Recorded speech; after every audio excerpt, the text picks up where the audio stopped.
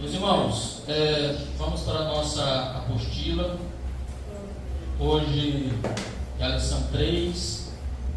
Qual é o assunto da nossa lição de hoje? Quem é Jesus? Para alguns pensam que Jesus foi um grande filósofo,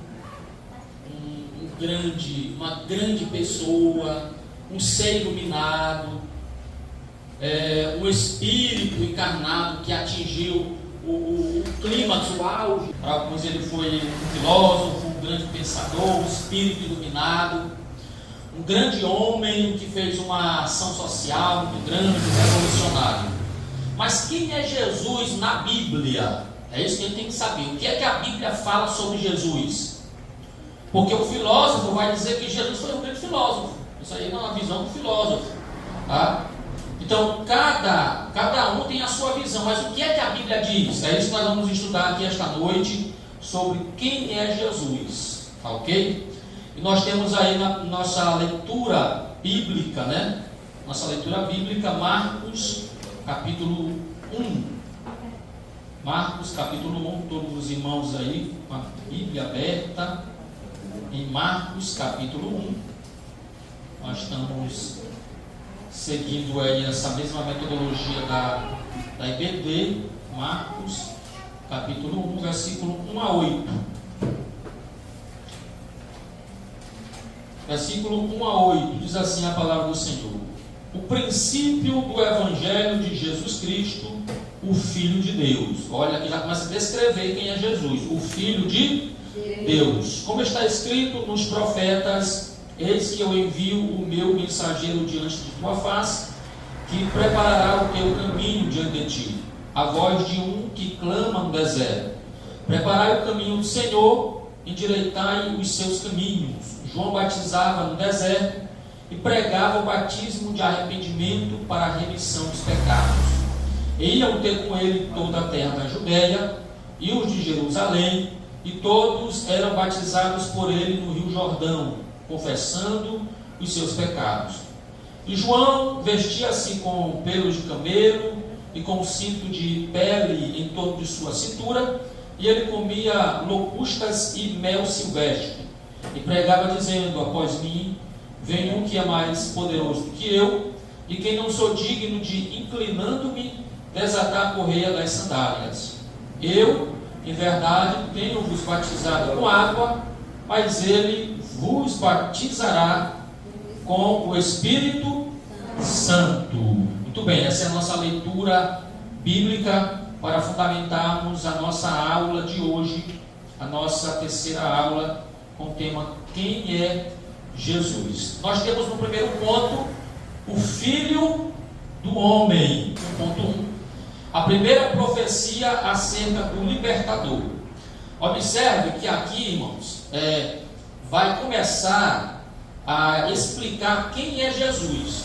No ponto 1, nesse primeiro ponto, o Filho do Homem, nós vamos entender o que é que a Bíblia chama Jesus de o Filho do Homem, o que significa isso, qual é a conotação disto. Mas antes de discorrermos sobre isso, tem no ponto 1.1, a primeira profecia acerca do libertador. Ainda nos primórdios da humanidade, quando a serpente enganara a Eva, o texto de Gênesis 3:15 informa que um descendente da mulher esmagaria a cabeça da serpente. No caso aí, réptil, que na Bíblia tipifica Satanás. Se você pegar Apocalipse 12:9, vai dizer que essa serpente aí é o próprio Satanás. Então, a primeira profecia acerca do libertador está em Gênesis capítulo 3, versículo 15, após o pecado. Quando Deus faz essa promessa de que Ele mandaria um libertador, as mulheres que engravidavam, elas já ficavam naquela expectativa: será se o libertador, se o salvador é esse meu filho que está nascendo? Por isso que elas ficavam felizes. Uma mulher que não gerasse filho, ela era vista como uma mulher amaldiçoada. Por quê? Porque ela não poderia trazer o libertador. Então, uma mulher que não pudesse ter filho, de forma nenhuma ela poderia ter o libertador. É por isso que quando a Eva, ela tem um filho, ela vai louvar a Deus, ela vai engrandecer a Deus pelo filho que ela tem. Nós vamos ler aí, capítulo 4. Capítulo 4, versículo 1. Olha a alegria de Eva, quando ela tem um filho. E Adão conheceu Eva, sua mulher, e ela concebeu e teve, como é o nome dele? Caim. E disse: concebi um homem do Senhor. Concebi um homem do Senhor, um varão. Eu falei para vocês que quando Deus prometeu em Gênesis 3:15 que da semente da mulher nasceria um libertador, provavelmente Eva, quando ela tem essa criança, homem, do sexo masculino, provavelmente ela já pensara que ele seria o libertador. Por isso que ela faz esse louvor aí, essa exaltação. Eu concebi um homem do Senhor. Talvez se fosse uma mulher, se fosse do sexo feminino, ela não teria verbalizado isso aqui, ó. Mas ela disse: eu recebi um homem, um varão, pensando na promessa de Gênesis 3:15, que da semente da mulher nasceria um que esmagaria a cabeça da serpente. Então vamos analisar aqui. Você tem a primeira profecia, Gênesis 3:15. Se alguém me perguntar qual foi a primeira profecia de Deus em relação à libertação humana, Gênesis 3:15.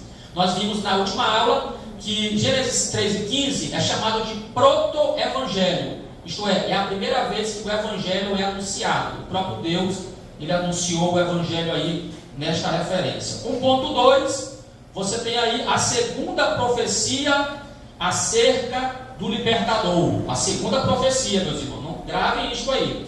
A despeito de Israel ansiar por um redentor apenas no exílio, tal já havia sido profetizado por Moisés, que devidamente inspirado por Deus, profetizara que o Senhor despertaria um profeta do meio do povo, isto é, da própria comunidade de Israel, que certamente seria ouvido e não desobedecido, como fizeram com o legislador, que no caso aqui é o próprio Moisés. Vamos abrir a Bíblia, a palavra de Deus, em Deuteronômio, capítulo 18. Essa referência já está na apostila de vocês, mas agora eu gostaria que vocês lessem esta referência, Deuteronômio, capítulo 18, e versículo 15. O Senhor teu Deus levantará para ti um profeta do teu meio, de teus irmãos, como eu. A ele ouvireis. Moisés está falando aqui de Jesus. Ele usa o termo profeta se referindo ao Messias, aquele que foi profetizado em Gênesis 3:15. Então, o descendente da mulher que Deus mencionou é chamado por Moisés de um profeta. Deus levantará para ti um profeta do teu meio, de teus irmãos. Isso é, ele seria judeu, de teus irmãos. Então o Messias, ele não poderia vir de outro país, ele tinha que vir dos judeus.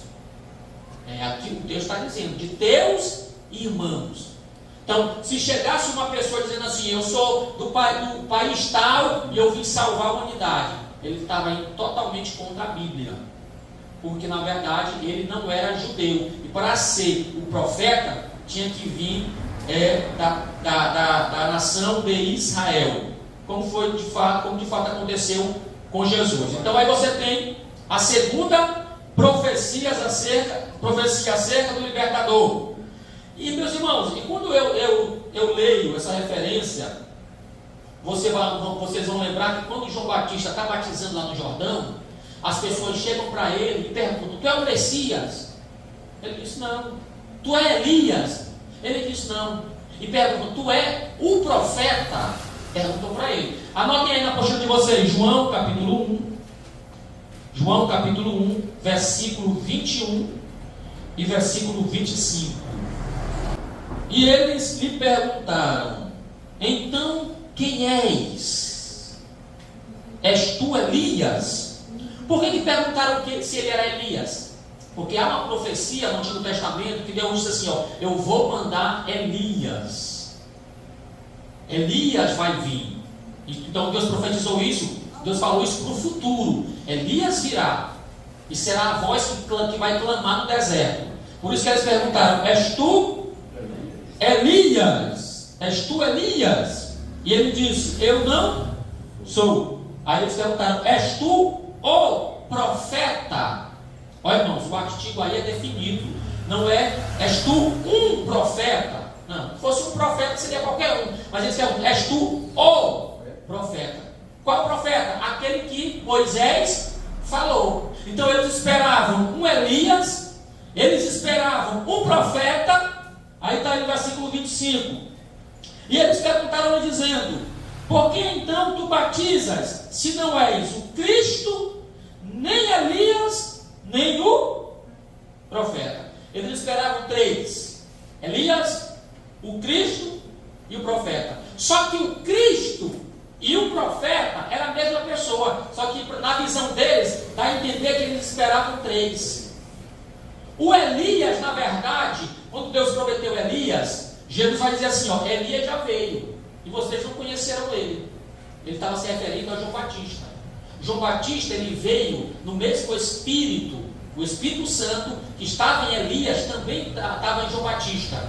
E João Batista pregou com ousadia como Elias pregou. Então, quando Deus profetizou que o Elias viria, ele estava olhando para o futuro, que seria João Batista, que iria nascer e ia vir na mesma intrepidez, na mesma ousadia de Elias. Então, o Elias era o João Batista.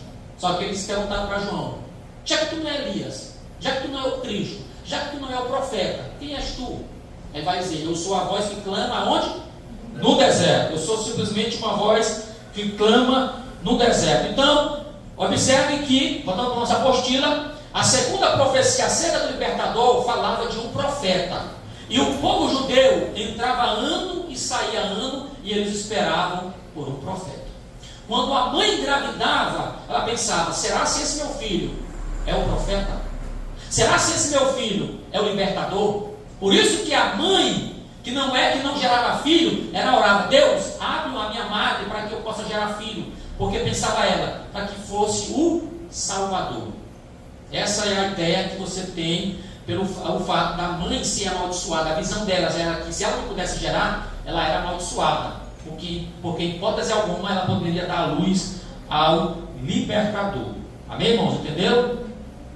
Então, vamos entrar agora no ponto 3, onde vai falar sobre o Filho do Homem. Quem é Jesus? Primeiro, ele é o Filho do Homem. Ponto 3, o Filho do Homem ou último Adão. Apesar de a expressão Filho do Homem ser muito corriqueira na Bíblia, no livro de Ezequiel, o seu uso é abundante. Em parte alguma do texto, ela é devidamente explicada, de forma a se presumir tratar-se de um título que objetiva destacar a humanidade, isto é, a não especialidade de alguém enviado por Deus, pois a pessoa em si não tem superpoderes. Vamos para Daniel capítulo 8. Daniel capítulo 8 e versículo 17. Então ele aproximou-se de onde eu estava, Daniel falando, onde eu estava, e quando ele chegou, temi e caí sobre a minha face. Porém, ele me disse: entende, ó filho de homem, pois no tempo do fim será a visão. Daniel foi chamado de filho do homem, tá? Filho do homem. Se você ler Ezequiel, tem muitas vezes a expressão filho do homem. Filho do homem, põe-te em pé e eu falarei contigo. Em relação ao homem, quando Deus se refere ao homem como filho do homem, Deus está falando da humanidade daquele homem, tá? Quando se fala filho do homem em relação ao homem, está falando da sua humanidade. No entanto, quando a expressão é utilizada de forma profética, isso é, para o futuro, referindo-se a alguém que transcende, ou seja, que ultrapassa o acontecimento histórico de quem está profetizando, diz respeito ao enviado especial de Deus, cuja identificação com a nossa humanidade se faz necessária para que ele possa ser ouvido. Então entenda o seguinte: quando a Bíblia fala que Jesus é o Filho do homem, está falando da sua humanidade, que ele era humano, que ele era de carne e osso, que ele veio de uma mulher, tá?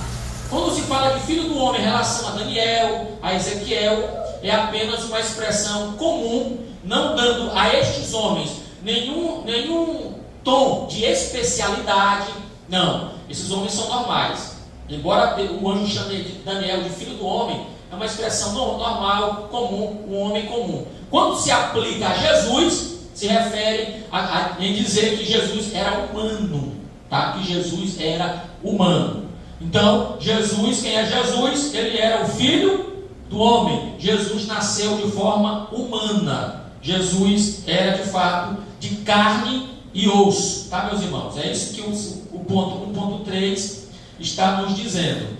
Continuando a leitura, em Romanos e também na primeira epístola aos Coríntios, Paulo refere-se ao enviado de Deus como o último Adão, que tem poder e legitimidade de representar a humanidade, tal como o primeiro Adão o fizera no jardim do Éden. Se alguém me perguntasse, irmão Marcos, quando a Bíblia chama Jesus de o Filho do homem, está falando da humanidade dele, correto?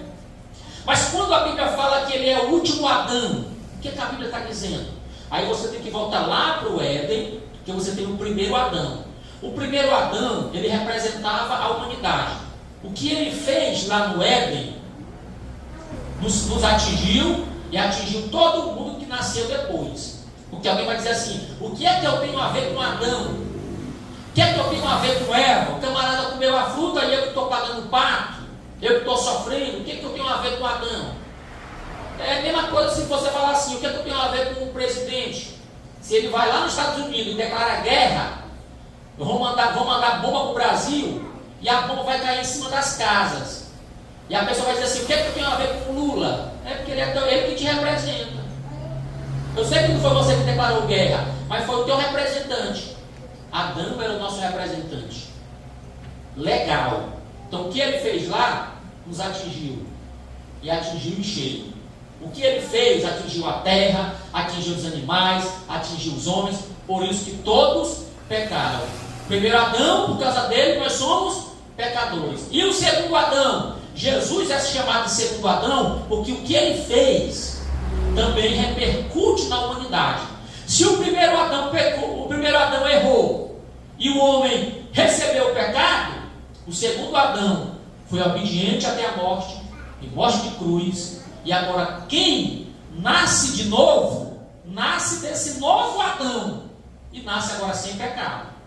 Por isso que Jesus falou em João capítulo 3: se tu não nascer de novo, tu não pode entrar no reino de Deus. E Paulo vai dizer que quem está em Cristo, nova criatura é. As coisas velhas se passaram, e eis que tudo se fez novo. Porque tu nasceu duas vezes, irmão. O crente nasceu duas vezes. Ele nasceu primeiramente fisicamente, que foi do Adão, mas quando tu aceitou Jesus, tu nasceu de novo, do segundo Adão. Tu nasceu de Jesus, e agora tu faz parte de outra família, tu faz parte de outro reino, do reino de Deus. Entenderam, meus irmãos? Então, quando a Bíblia fala de último Adão, está se referindo da sua representatividade em relação à salvação e em relação a representar a humanidade para uma nova vida, para uma nova existência. Segundo ponto, quem é Jesus? Além de ele ser o Filho do homem, ele também é o Filho de Deus. Filho de Deus. Agora que nós vamos entrar em uma teologia mais profunda. Filho de Deus. 2.1. A pré-encarnação do Filho de Deus. Vamos lá, gostaria que os irmãos lessem aí. Vamos lá, tem 3. 1, 2, 3. O Evangelho. Em seu capítulo 1, chamado de prólogo, informa que a existência do Filho de Deus, identificado no texto pela expressão verbo, antecede em muito seu nascimento humano. É o que chamamos de pré-encarnação, isto é, sua existência antes de tornar-se um ser humano como nós. Pronto, vamos lá. O que é pré-encarnação? antes de ser encarnado, antes de tomar forma de carne, tá? Encarnação, ele se encarnou. Então, antes dele ser carne, antes dele se encarnar, na pré-encarnação, na eternidade, ele era chamado de Verbo. Esse verbo aí antecede em muito o seu nascimento humano. Quando você vai para João, capítulo 1, versículo 1, está aí na sua apostila, João 1:1, diz: no princípio era o verbo estava com Deus, e o verbo era Deus. Aí fala da existência soberana, absoluta e eterna de Jesus, a sua pré-encarnação, tá? Quando o João usa essa palavra verbo, está falando da existência divina de Jesus, divina. Aí quando você vai para o versículo 14, vai dizer que esse verbo se fez carne. Aí vai vir a encarnação. Esse verbo se fez carne, ele se encarnou. E na medida que ele se encarnou, no plano da salvação, na sua encarnação, ele se submeteu à vontade de Deus. E dentro dessa submissão, ele se declarou como filho. Ele veio em obediência, e nessa encarnação, ele se submete no plano da salvação como filho. Isso é a economia da salvação. Verbo divino, juntamente estava lá Deus, o Verbo e o Espírito Santo. E aí o Verbo se encarna, e na sua encarnação, no plano da salvação, o Deus diz assim: ó, vai ter que descer um. Esse que vai descer vai ter que ser, vai se subordinar a uma prerrogativa, a uma tarefa, a um alvo, a uma meta. Por isso que em Filipenses Paulo vai dizer que Jesus foi obediente até a morte, porque tinha que haver uma obediência. Quem for descer tinha que obedecer, ser fiel, morrer de cruz, morrer pelos nossos pecados. É por isso que quando Jesus veio, ele disse assim: ó, eu vou para Jerusalém e lá vou ser entregue, eu vou morrer crucificado. Porque ele sabia que a missão dele era aquela. Ele tinha que ser fiel àquela missão.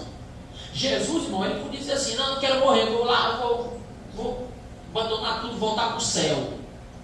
Ele não era obrigado não, irmão. Não era obrigado.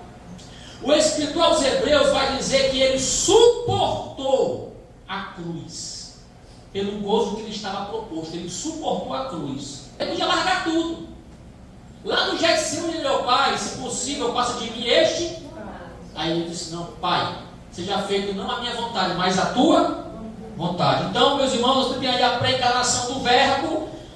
Antes de ser o Filho, ele era apenas o Verbo. 2.2, o nascimento do Filho de Deus. Aqui ele vai se encarnar. A própria simplicidade do nascimento terrenal do Filho de Deus demonstra o quanto ele, a despeito de ser divino, se sujeita a identificar-se conosco naquilo que é mais comum, simples e trivial. Sua descrição contrasta com a pompa e a grandiloquência humana. É bem por isso que Herodes surpreende-se com a informação dos magos do Oriente e que nascera em Belém um rei. Os que foram atrás da estrela disseram assim: onde está o rei? Viemos atrás do rei, falaram para Herodes. Só que Jesus, meus irmãos, ele não veio na pompa de rei. Não. Os reis nascem aonde? Nos palácios. Onde foi que Jesus nasceu? Na manjedoura. Jesus nasceu na manjedoura, no meio dos animais. Eles dizem, segundo alguns historiadores, que a manjedoura era feita numa caverna, era como se fosse uma caverna, era feita na rocha, e lá as pessoas colocavam os animais para se aquecerem. E foi lá que Maria colocou Jesus, provavelmente dentro de um coxo, forrou o coxo e colocou Jesus. Não porque José não tinha dinheiro, José tinha dinheiro. E é porque as hospedagens estavam o quê? Lotadas. Aí ela tinha que dar a luz, e aí o último lugar que foi lá na manjedoura. E aí o José levou Maria para lá, e ele mesmo fez o parto. Jesus nasceu. E Herodes esperava um rei, mas ele nasce na manjedoura. Deus sempre surpreende, meus irmãos.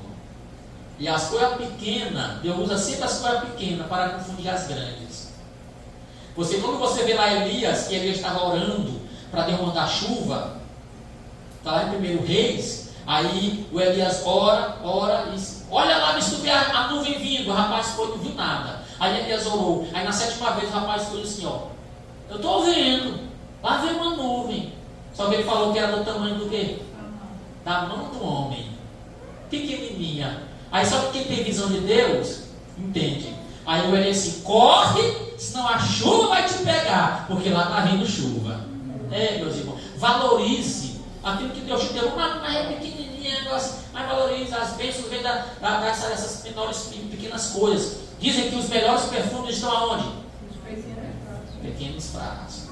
Então, irmão, é assim que Deus faz. O Herodes estava esperando o rei, e Jesus estava nascendo debaixo do nariz dele, lá na manjedoura. Eita, Deus poderoso.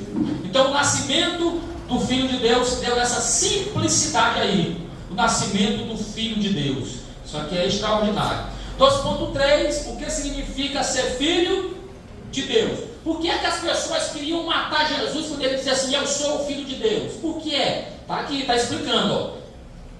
Antes do patriarca Abraão, ele já era, no caso de Jesus, isto é, já existia. Em outra situação, ao revelar ser filho de Deus, Jesus sabia que tal pronunciamento significava o mesmo que afirmar que era semelhante ou igual a...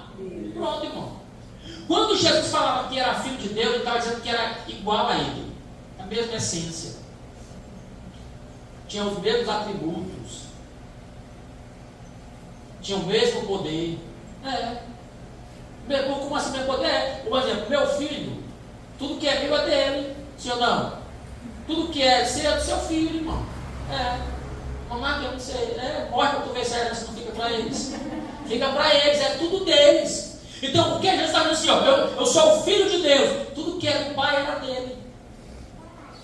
Que era do Pai, o céu, a terra, o mar, tudo que há, era do Pai. Ele está dizendo, também é meu. Aí Jesus disse assim, ó, antes que Abraão existisse, eu era. Antes que Abraão nascesse, eu já existia. Aí as pessoas disseram assim, como é que tu era? Antes de Abraão, não tem nem 50 anos. Estava olhando só para o lado material de Jesus, o lado humano. Jesus estava falando do lado divino, do lado espiritual. Eu já era. Então, quando a Bíblia fala que ele era o Filho de Deus, está falando que ele é igual a Deus. Tá, irmãos? Igual a Deus. Em natureza e em tudo, o que o Pai tem também é dele. Se você pegar a parábola do filho pródigo, está lá em Lucas 15, que o filho pródigo vai dizer assim, ó, o filho que ficou, né? Que foi, gastou tudo, aí voltou, o pai fez uma festa, matou o novilho, vestiu ele com roupa nova, colocou anel no dedo. Aí o que ficou estava trabalhando, chegou na casa, aí viu aquela festa toda, a zoada. Em vez dele ficar alegre, ele foi triste. Porque tem crente, infelizmente, irmão, tem que falar a verdade. Tem crente assim na igreja que não se alegra com a alegria do outro. Aí ele chegou em casa, ficou todo lá de fora, aí viu a sua ele encostou, ficou lá de fora, e me chamou, ei, Ricardo, o que está acontecendo aí?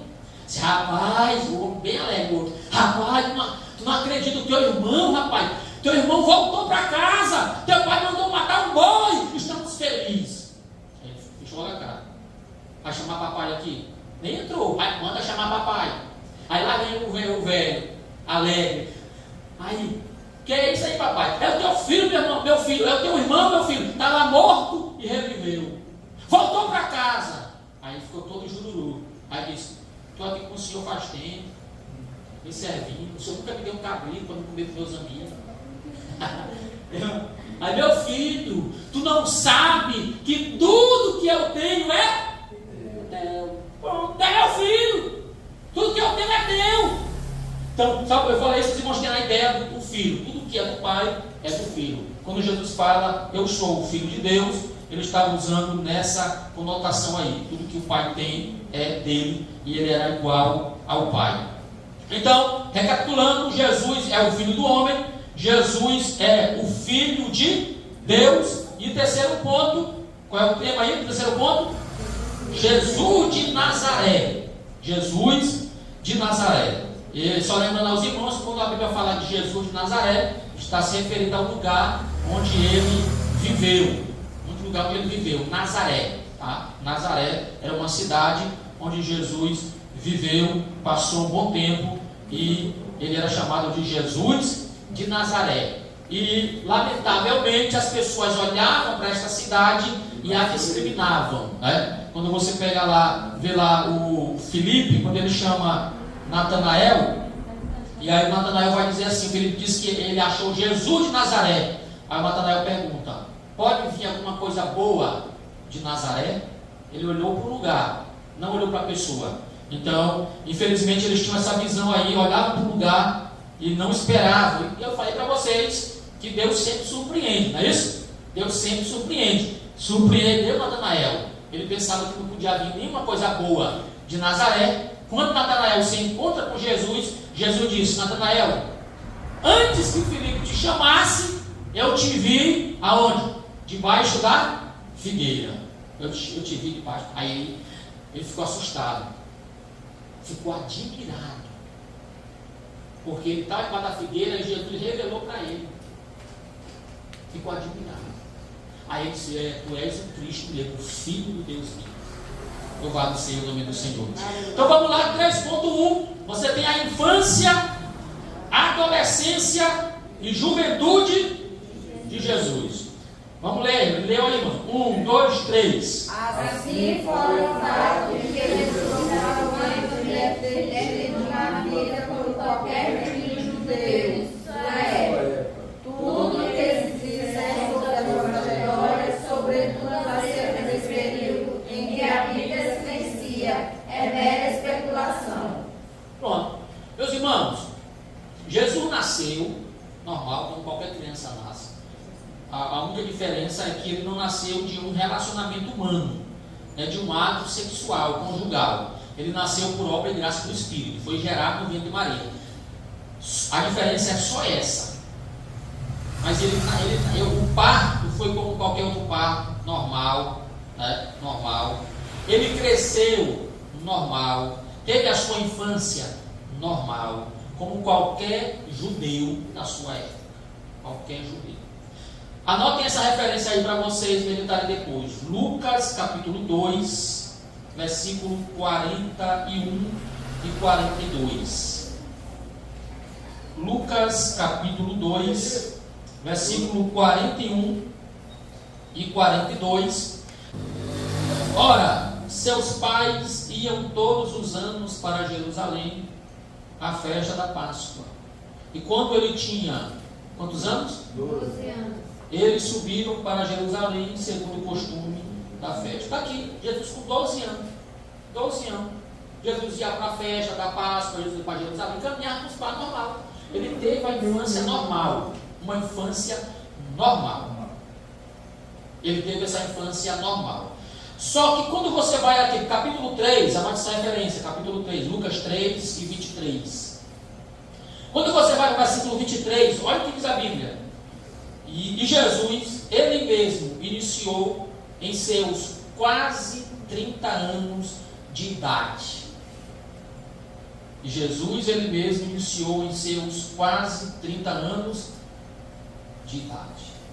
Se você pegar do versículo 42 que você leu, até o versículo 30, versículo 23, capítulo 3, há um silêncio sobre a vida de Jesus. Aqui no versículo 42, ele tinha quantos anos? 12. E no versículo de número 23, capítulo 3, quantos anos? 30. Então você tem um espaço aí de 18 anos que a Bíblia ficou em silêncio.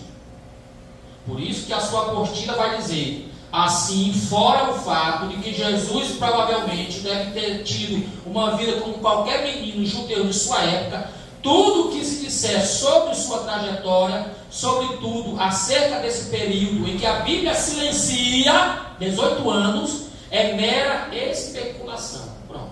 Alguém vai dizer: olha, durante esses 18 anos Jesus estava lá no Egito. Especulação.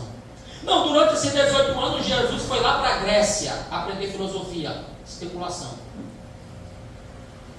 Onde a Bíblia se cala, eu não devo ter voz. O que a Bíblia não diz com clareza, eu não posso dizer com certeza. Então, só fique com isso. A Bíblia mostra ele com 12 anos, depois com 30. Onde ele estava com 18, com os 18 anos que se perderam? Não se sabe. A resposta está em Deuteronômio 29 e 29. Aí você lê em casa lá, tá? As coisas encobertas pertencem a Deus, as reveladas a nós. Tá lá. Meus irmãos, vamos lá. 3.2. Vamos correr aqui para nós finalizar. 3.2. Jesus apresenta-se a João Batista. Com a idade de 30 anos, Jesus apresenta-se ao seu primo distante, João Batista. Só lembrando que João Batista era primo de Jesus, porque a mãe dele era irmã de Maria. E permitisse ser batizado. Apesar da relutância de Batista, Jesus quer identificar-se com as pessoas de seu tempo e cumprir toda a justiça. Pronto. Meus irmãos, Jesus vai para João Batista, entendam isso. Ô Marco, por que Jesus teve que ir para João Batista e tal, esse negócio todo? Porque João Batista, naquele momento ali, ele era o referencial ministerial para qualquer um. As pessoas iam ouvir João, ele era visto como profeta. O próprio Herodes temia muito João Batista. Temia muito. Porque ele era visto como homem santo, homem de Deus. Então, para Jesus ser visto como um homem de ministério, santo, dentro do padrão, ele foi lá para João. João, me batiza. Aí João disse, não, Jesus, eu que preciso ser batizado por ti, vem a mim. Não, João, deixa para que se cumpra toda a justiça. Então, Jesus, ele foi batizado por João. Se alguém questionasse o ministério de Jesus, eles tinham que perguntar, mas quem foi que liberou ele para pregar? Quem foi que liberou ele para batizar? Alguém que ia dizer assim, não, foi João Batista. Ah, foi, pronto. Então João Batista liberou ele para pregar, então o ministério dele não. Porque o João Batista condenava o pecador, condenava o ladrão, condenava o adúltero. Ele falava para Herodes que tinha estava namorando, estava tendo caso com a mulher do irmão dele. Aí o João Batista contava o erro dele. Essa mulher não é tua. Ele entregaram ele. Aí os soldados foram lá e disseram, o que nós vamos fazer, João? Como é que a gente deve viver? Ó, não cobre mais do que é justo. Seja honesto. João era assim. João era assim. Ah, João não cobra imposto. Não, cobra só o que é justo. Aí vinham as pessoas erradas, João, raça de víboras. Então João não tinha isso com ele. Ele era homem direito. Então, por isso que Jesus foi para ser batizado por ele. Aí quem perguntava, mas Jesus está batizando, quem é ele? Não, rapaz, o João liberou ele. João batizou ele, e João disse que o que importa é que ele cresça. E eu? Ora, se o João está dizendo que importava que Jesus crescia, então o João está dizendo, o ministério dele é aprovado. Aprovado por mim e aprovado por Deus. E João vai dizer, eu não conhecia ele, mas o que me mandou batizar me disse, sobre quem tu vives crescer e permanecer o Espírito, esse é o que batiza com o Espírito Santo e com fogo. Aí João diz, eu vi e testifico que ele é o Filho. Então vamos lá, para finalizar, 3.3. Jesus desenvolve seu ministério terreno e cumpre sua missão. Em um curtíssimo espaço de tempo, de aproximadamente quantos anos? 3 anos, Jesus revolucionou a realidade, primeiramente dos judeus e posteriormente do mundo inteiro. Tudo em Jesus surpreende, desde seu nascimento até a sua ressurreição. Então, quem foi Jesus? Primeiro, Jesus foi o Filho do homem. Segundo, Jesus foi o Filho de Deus. E terceiro, Jesus de Nazaré cumpriu o seu ministério. E tudo nele surpreende, desde seu nascimento até a sua morte. E eu quero finalizar só com essa reflexão aqui, meus irmãos. Morte de cruz. Eu quero só finalizar essa reflexão aqui sobre a vida de Jesus e sobre relação da vida dele, o ministério dele e como você sonha, os seus sonhos, os seus projetos. Eu li uma certa reflexão que dizia o seguinte: eram 3 árvores. 3 árvores. Uma dizia assim, ó, quando eu crescer, eu quero ser um baú. Eu quero levar dentro de mim joias preciosas, coroas, ouro. Uma dizia isso. A outra dizia assim, ó, não, eu quero ser simplesmente um grande navio, grande embarcação. Quero ser isso, uma grande embarcação. Aí a outra dizia assim, não, eu quero crescer, eu quero ser uma árvore muito grande, muito alta. E quando as pessoas olharem para mim, elas se lembrem de Deus, elas glorifiquem a Deus. Aí o tempo passa, aí chegou lá um lenhador na floresta, que não conhecia o sonho das 3 árvores, e cortou as 3. Aí uma que ele cortou, preparou, fez tipo um coxozinho, colocou ali perto dos animais. A outra ele fez um navio, um barco de pesca, um barco simples de pesca, de pescar. E a outra ele fez cortou 2 estoras e deixou no canto. Tá lá, pronto. E aí as 3 instruções. E agora? E agora, meus irmãos? Aí a reflexão diz, aquela que foi cortada e fez um coxo, que queria, qual era o sonho dela? De ser um grande baú e levar dentro dela tesouros, joias preciosas. Um belo dia, essa árvore estava lá no meio dos animais e disse, o meu sonho não se tornou real, porque eu não sou um baú, eu sou apenas um coxo. Aí de repente lá entra uma mulher e coloca uma criança lá dentro. Aí de repente está lá. Aí junto da criança aparecem 3 homens, trazendo ouro, incenso e mirra, dizendo, salve o rei, salve o rei. Naquele momento aquela árvore entendeu que ela estava carregando o maior tesouro, que era Jesus, o Filho de Deus. A segunda árvore, que queria ser uma grande embarcação para levar muita gente, era simplesmente um barco de pesca. Só que um belo dia está lá e de repente levantou-se uma grande tempestade e agora o barco disse assim, agora pronto, eu vou me acabar aqui nessa tempestade, nessa onda e já era para mim. Aí só que de repente levantou-se um homem e disse, Mar, aquieta-te, acalma-te. Quem estava lá? Jesus. E aquele barquinho ficou muito feliz porque ele estava carregando o Filho de Deus, que tinha poder e autoridade sobre tudo. E eles estão quem? Aqui queria crescer, né, para Deus se revelar, para quem olhar para ela ver Deus, mas ela foi feita com umas 2 estacazinhas, tá lá.